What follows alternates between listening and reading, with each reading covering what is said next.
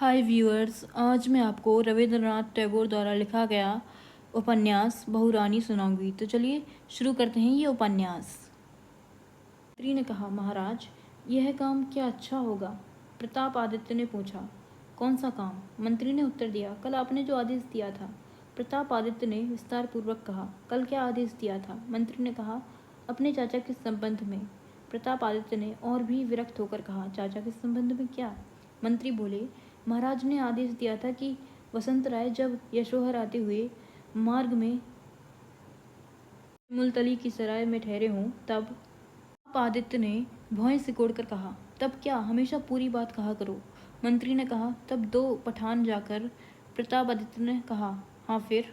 मंत्री ने कहा, उन्हें मार डालें। प्रताप आदित्य ने नाराज होकर कहा, मंत्री, क्या तुम सहसा बच्चे हो गए हो? एक बात पूछने के लिए 10 प्रश्न करने पड़ते हैं। क्यों? असल बात मुंह पर लाते संकोच तो नहीं हो रहा है? राजकाज में मन लगाने की तुम्हारी उम्र बीत गई और शायद परलोक की चिंता करने के दिन आ गए।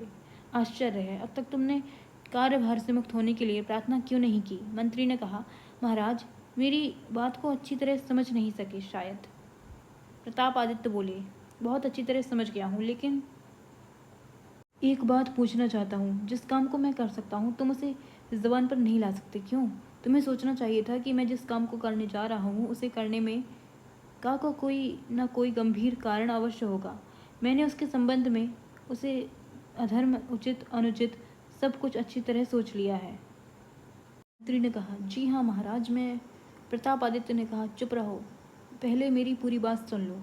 जब मैं इस काम को अपने सगे चाचा की हत्या करने की उद्यत से हुआ हूँ तो इस संबंध में निस्संदेह तुम्हारी अपेक्षा मैंने अधिक ही सोचा है। इस काम में कोई अधर्म नहीं है, भली प्रकार समझ लो। मेरा यही व्रत है कि जिन मलेच्छियों ने हमारे देश में आकर अनाचार आरंभ किया, जिनके अत्याचारों से हमारे देश में सनातन आर्य धर्म लुप्त होता जा रहा है, क्षत्रिय मुगलों को अपनी कन्याएं देने लगे हैं, हिंदू आचार भ्रष्ट हो रहे हैं, उन मलेच्छियों को मैं यहाँ से निकाल बाहर करूँगा, अपने आर्य धर्म को राहुग्रास से मुक्त करूँगा। इस व्रत की पूर्ति के लिए बहुत अधिक बल की आवश्यकता है। मैं चाहता हूँ कि इस काम के लिए समस्त बंग देश के राजा मेरी अधीनता में एक हो जाएं। जो यवनों के मित्र हैं उनका विनाश किए बिना इस उद्देश्य की पूर्ति नहीं हो सकती। चाचा बसंत राय मेरे पूजनीय हैं, लेकिन सच कहने से कोई पाप नहीं। वे हमारे वंश के कलंक हैं। उन्होंने स्वयं को मलेच्छियों का दास मान लिया है। ऐसे लोगों से प्रताप आदित्य का कोई संपर्क नहीं। सड़ जाने पर अपनी ही भुजा को काटकर फेंक देना पड़ता है। मेरी इच्छा है कि रायवंश की संडांत, बंगदेश की संडांत उस वसंत राय को काटकर फेंक दिया जाए और ऐसा करके रायवंश और बंगदेश की रक्षा की जाए। मंत्री ने कहा, इस संबंध में महाराज के मत से मेरा मत कभी भी भिन्न नहीं था। प्रतापादित्य बोले, था, अवश्य था और अभी भी है।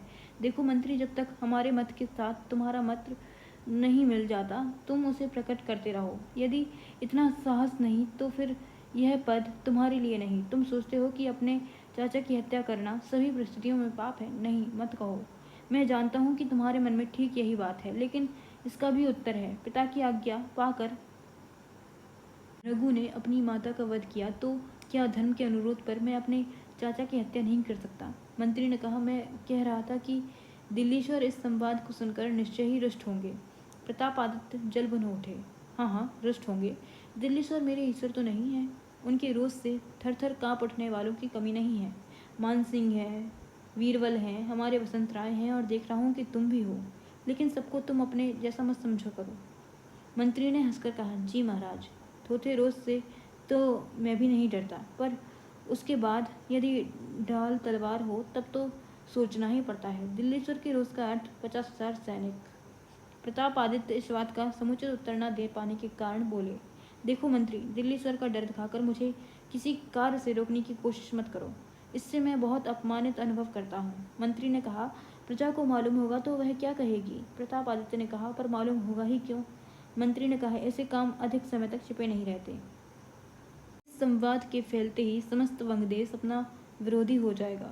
फिर तो जिस उद्देश्य से आप इस काम को करना चाहते हैं वही विनष्ट हो जाएगा। आपको नाना प्रकार की बाधाएं सहनी पड़ेंगी। प्रताप आदित्य ने कहा, देखो मंत्री, तुमसे एक बार फिर कहता हूँ कि मैं जो कुछ करता हूँ खूब सोच विचार करके ही किया करता हूँ। इसलिए मेरे किसी काम में लग जाने पर व्यर्थ का भय दिखलाकर मुझे रोकने का प्रयत्न मत किया करो। पग पग पर बाधा देने के लिए अपने पाँव की जंजीर बनाकर मैंने तुम्हें नहीं रखा है। मंत्री चुप हो गए। उनके लिए राजा के दो आदेश थे। एक तो यह कि जब तक मतभेद हो उसे प्रकट करे, दूसरे यह कि विरुद्ध मत प्रकट करके राजा को किसी काम से रोकने का प्रयत्न न करे। मंत्री आज तक इन दोनों आदेशों में अच्छी तरह सामंजस्य नहीं कर सके हैं। मंत्री कुछ समय बाद फिर बोले, महाराज दिल्लीश्वर। प्रतापादित्य ने जलकर कहा, फिर दिल्लीश्वर मंत्री? तुम दिन भर में जितनी बार दिल्लीश्वर का नाम लेते हो, लगता है कि ऐसा कहकर तुम अपना परलोक सुधार लेते हो। जब तक मेरा यह काम पूरा नहीं हो जाता तुम दिल्लीश्वर का नाम जुबान पर नहीं लाना। आज शाम को जब इस काम के पूरा होने का समाचार मुझे मिल जाए तब तुम मेरे कान के पास आकर दिल्लीश्वर का नाम जप कर अपने मन की साध पूरी कर लेना। मंत्री फिर चुप हो गए। दिल्लीश्वर की बात बंद करके बोले, महाराज युवराज उदयादित्य। राजा ने कहा, दिल्लीश्वर गए, प्रजा गई, अब अंत में उस श्रुतैण बालक की बात छेड़ना, डराना चाहते हो? मंत्री बोले, नहीं महाराज, आप मुझे एकदम गलत समझ रहे हैं। आपके काम में बाधा देने की मेरी मंशा कतई नहीं है। प्रतापादित्य ने शांत होकर कहा, तो क्या कह रहे थे, कहो। मंत्री बोले, कल रात राजकुमार अचानक घोड़े पर सवार होकर अकेले चले गए हैं, अभी तक लौटे नहीं। प्रतापादित्य ने झुंझलाकर पूछा, किस ओर गए हैं? मंत्री ने उत्तर दिया, पूर्व दिशा की ओर। प्रतापादित्य ने दांत पीसकर कहा, कब गया था? मंत्री ने कहा, कल लगभग आधी रात के समय। प्रतापादित्य ने कहा, क्या श्रीपुर के जमींदार की लड़की यही है? मंत्री ने कहा, जी हाँ महाराज, यही है। प्रतापादित्य ने कहा, अब वह अपने पिता के घर ही तो रहे, अच्छा है। मंत्री ने कोई उत्तर नहीं दिया। प्रतापादित्य बोले, उदयादित्य कभी भी राजा की भांति नहीं था। बचपन से प्रजा के ही साथ उसका मेलजोल रहा था। मेरी संतान ऐसी होगी इसे कौन जानता था, पर कहा जो है, नारायणम मातुल क्रमः, शायद वह अपने मातामह को पड़ा है। ऊपर से मैंने उसका विवाह श्रीपुर घराने में कर दिया, तब से लड़के का अधःपतन हो ही गया है।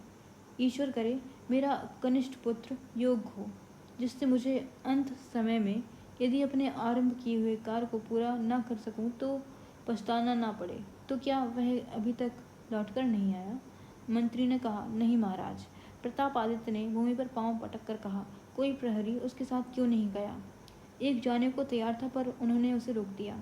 चुपचाप दूर दूर रहकर क्यों नहीं गया? मंत्री ने कहा, उन्हें किसी प्रकार का संदेह नहीं हुआ। प्रतापादित्य ने कहा, संदेह नहीं हुआ? मंत्री, क्या तुम मुझे यह समझाना चाहते हो कि उन लोगों ने कोई बहुत अच्छा काम किया है? मंत्री, तुम मुझे इस प्रकार व्यर्थ समझाने की कोशिश मत किया करो। प्रहरियों ने अपने कार्य में अत्यधिक असावधानी की है।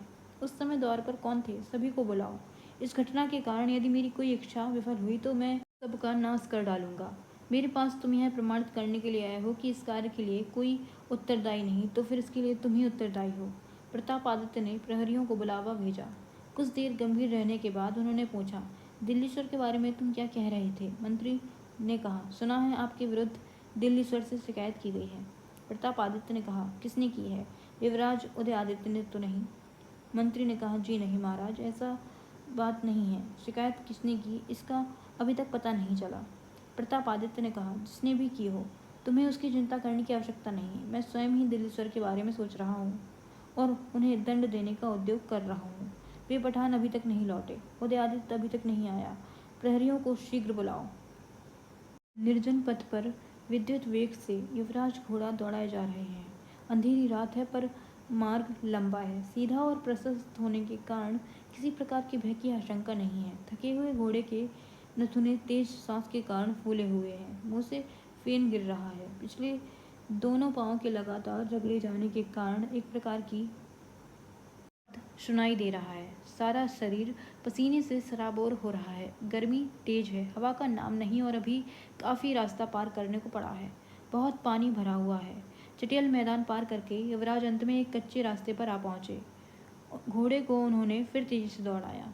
एक बार घोड़े की गर्दन थपथपाकर उसे उत्साहित करते हुए पुकारा, सुग्रीव। घोड़े ने एक बार कान खड़े कर बड़ी बड़ी आंखों की बंकिम दृष्टि से स्वामी की ओर देखा और गर्दन टेढ़ी करके हिनहिनाया। मुंह से झटका मारकर लगाम ढीली की और गर्दन नीची करके तेजी से भाग चला। रात के तीसरे पहर जब बस्ती के समीप सियार हुआ का प्रहर कर बता दी गए तो युवराज शिमुलतली को सराय के द्वार पर आ खड़े हुए। उनका घोड़ा उसी समय निर्जल होकर जमीन पर गिर पड़ा। राजकुमार ने झुककर उसकी पीठ थपथपाई, उसका मुंह उठाकर बार बार पुकारा, सुग्रीव सुग्रीव, लेकिन वह फिर भी नहीं हिला। एक लंबी सांस लेकर युवराज सराय के द्वार पर गए और दस्तक दी। बार बार खटखटाए जाने पर सराय के रखवाले ने द्वार न खोला। खिड़की में से ही पूछा, इतनी रात में आने वाले तुम कौन हो? युवराज ने कहा, एक बात मालूम करनी है, दरवाज़ा खोलो। उसने कहा, दरवाज़ा खोलने की जरूरत नहीं है। क्या है जो पूछना है? पूछ क्यों नहीं लेते? युवराज ने पूछा, रायगढ़ के राजा वसंत राय यहाँ हैं? उसने कहा, जी नहीं, शाम के बाद उनके आने की बात थी तो सही, पर वे आए नहीं। अब आज उनका आना शायद होगा नहीं। युवराज ने 2 मुद्राएं लेकर उन्हें खनखनाते हुए कहा, ये ले लो। झटपट नीचे आकर दरवाज़ा खोलकर रखवाले ने रुपए ले लिए। तब युवराज ने उससे कहा, मैं तुम्हारी सराय की तलाशी लेकर देखूंगा कि यहाँ कौन कौन है। सराय के रखवाले ने संदिग्ध भाव से कहा, नहीं साहब, ऐसा नहीं हो सकता। उदयादित्य ने पूछा, मुझे रोको मत, मैं राज कर्मचारी हूँ, 2 अपराधियों की तलाश में आया हूँ। यह कहकर वे अंदर घुस गए। सराय रक्षक ने उन्हें फिर नहीं रोका। उन्होंने सारी सराय को छान मारा। न वसंत राय मिले, न उनका कोई अनुचर और न ही कोई पठान ही। सराय से बाहर निकलकर युवराज रास्ते पर खड़े हो गए और उसी मार्ग पर चलने लगे। कुछ दूर जाकर देखा कि सामने की ओर से एक अश्वारोही चला आ रहा है। उनके पास आने पर युवराज ने कहा, कौन? रतन तो नहीं? अश्वारोही उसी क्षण घोड़े से कूद पड़ा। उसने कहा, जी हाँ युवराज, मगर आप इतनी रात गए यहाँ कैसे? युवराज ने कहा, कारण तो फिर बतलाऊंगा, पहले यह बताओ कि दादा इस समय कहाँ हैं? जी, उनके तो सराय में ही रहने की बात थी। यह क्या बात हुई? वहाँ तो वे मिले नहीं। उसने अवाक होकर कहा, 30 अनुचरों के साथ महाराज यशोहर के लिए रवाना हुए थे। मैं किसी काम से ज़रा पिछड़ गया। इसी सराय में आज शाम को उनसे मिलने का निश्चय हुआ था। रास्ते में जैसा कीचड़ है, उसमें उनके पाँव के निशान अवश्य होने चाहिए। मैं उनको देखता हुआ उनकी तलाश में जाता हूँ। तुम्हारा घोड़ा लिए जाता हूँ, तुम पैदल आ जाना। जनपथ के किनारे एक बरगद के तले जमीन पर रखी वाहक विहीन पालकी में वृद्ध वसंत राय बैठे हैं। समीप और कोई नहीं, केवल एक पठान है, और वह भी पालकी से दूर। कुछ दूर जन कोलाहल सुनाई देता है और शांत हो जाता है। रात निशब्द है। वसंत राय ने पूछा, खान साहब आप नहीं गए? पठान ने उत्तर दिया, हुजूर मैं कैसे जाता? आपने हमारे जान माल की हिफाजत के लिए अपने साथी नौकरों को भेज दिया।